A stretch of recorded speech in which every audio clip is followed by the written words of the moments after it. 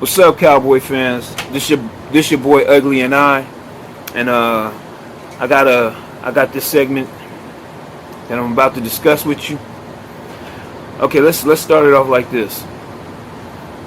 We lost Kellen Moore as an offensive coordinator to the San Diego Chargers.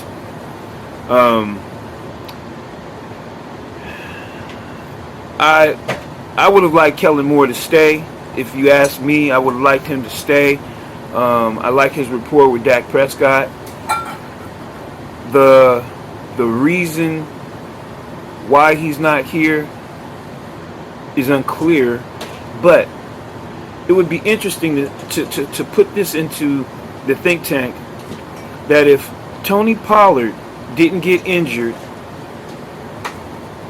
and the Cowboys went on to win the game against the 49ers in the playoffs, that none of this would probably have transpired. Dak Prescott wouldn't be under such scrutiny. Mike McCarthy wouldn't be taking over play calling,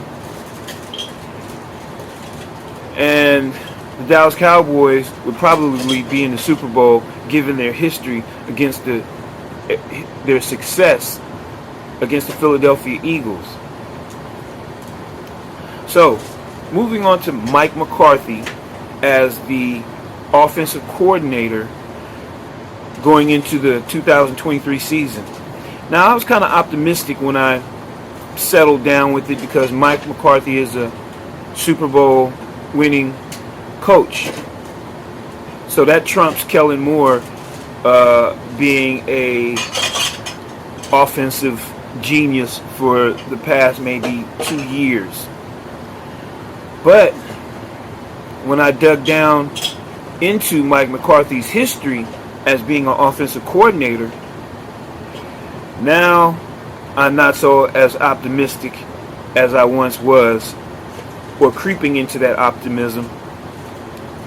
So let's break down Mike McCarthy and his years as an offensive coordinator, and let's figure out why he thinks that he can do better than Kellen Moore. Because the numbers don't lie unless you're blind and you can't see. And right now, I'm about to make this clear to my fellow Cowboys fans as to what these numbers look like. I don't need to do a hellified explanation on it because it is obvious. So, let's look at Mike McCarthy as the offensive coordinator. He was an offensive coordinator 1, 2, 3, 4, 5, 6 years. 6 years before he reached Green Bay. He was offensive coordinator for the New Orleans Saints from the years 2000 to the years 2004. And then in 2005, he was the offensive coordinator for the San Francisco 49ers. So in 2000, as a New Orleans offensive coordinator, and we're going to go by scoring offense, because that's the most important thing. Where do you rank with your scoring offense? And in 2000, Mike McCarthy his offense ranked 10th amongst the league.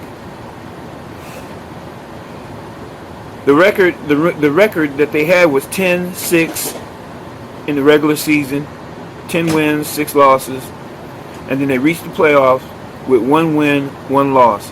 Now, the regular season and the playoff records really don't matter in regards to what I'm aiming at as far as the subject matter goes.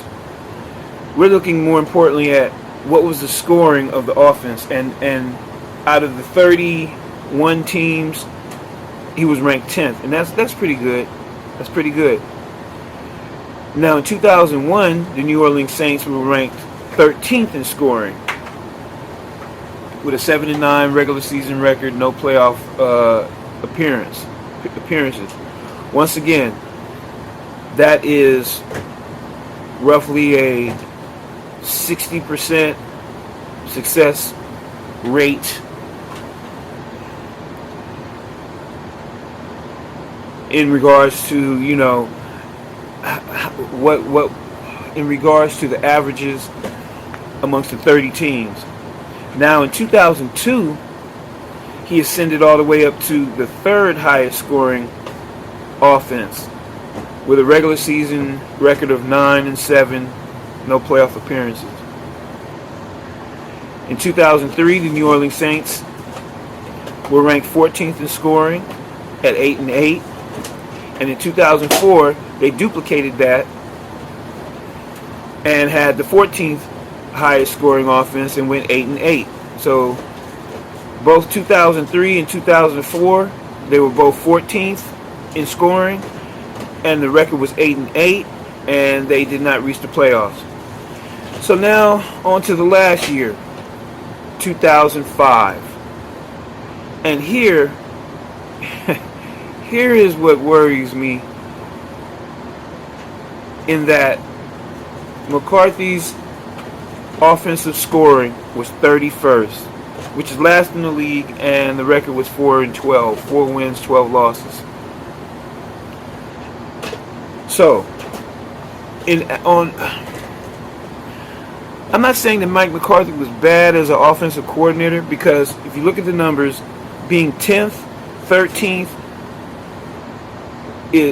is like 75% or 66% better than the rest of your contemporaries. Being third best is obviously within the top 5. Being 14th best is close to middle of the pack. But being 31st is dead last. And we're replacing this type of production from the original, or from the previous offensive coordinator, who scored number 1 in 2021 and number maybe 3 or 5 in 2000 or this 2022. So yeah, this worries me. Now, what I will say about McCarthy, or maybe it's Jerry Jones, is that the pedigree of the Cowboys coaching staff is impeccable. And I'll include the owner in this analysis that I'm about to give. The Dallas Cowboys are comprised of a Super Bowl owner, 3-time Super Bowl owner, a Super Bowl head coach, a winning Super Bowl head coach, a now offensive coordinator who has won a Super Bowl, the same person being that of Mike McCarthy, a defensive coordinator who also made it to the Super Bowl as a head coach. So that's a considerable workforce. Think tank. Say what you will about Jerry Jones and his way, the way he walks and talks as an owner, and his input and his media presence. But Jerry Jones has supplied the Dallas Cowboys with numerous players of talent over the years. He has made numerous deals to bring in talent outside of drafting. So the Dallas Cowboys are a formidable unit. To go 12-5, 12-5, reach the playoffs back-to-back, shows that there is some consistency in the think tank and in the workflow. So let's see how this plays out. But Mike McCarthy's offensive coordinator, his stint as offensive coordinator, it's kind of middle of the pack, or somewhere above middle of the pack. But Kellen Moore was hot. And Kellen Moore took the criticism of not feeding Tony Pollard and Zeke the ball. So if you look at the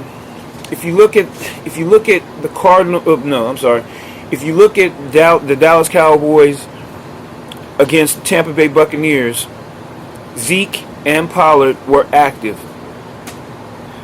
But the following game, when Zeke was the only running back left after Pollard got injured, Kellen Moore was hampered. Here you have a running back who only gains like 2.5 yards a carry. So it was a lose situation. And then you had to throw more, which compromised your quarterback. Had Pollard not went down, I think this would have been a different story, and we would have had the same makeup as we had in 2022. But now change is here, and we're going to see what happens, and I'll remain optimistic because it is a West Coast offense, although the West Coast offense is dictated on short passing. So herein lies the juxtaposition of this. Dak Prescott's problem was throwing short and the defenders, the DBs, jumping the route. Dak Prescott didn't throw interceptions down the field of 20 yards, 50 yards, etc. Most of his problematic interceptions came within a short route. And that's what the West Coast offense is about. Short route running. Getting the ball into the hands of the offensive player so they can make moves. And that's the same thing that was happening with Kellen Moore, Dak Prescott, and the receivers within these short passing routes. So I'm kind of confused. And I need people in the comment section who know more than I do to enlighten the audience as to what you think about Mike McCarthy being the new offensive coordinator. And I'm giving you the numbers of when he, in his stints in New Orleans and the 1 year in San Francisco. It's mediocre. I mean, not mediocre, but it doesn't jump out at you. Okay, alright. This is Ugly and I'm out. Oh, like, comment, subscribe. Like, comment, subscribe for sure. Please do that.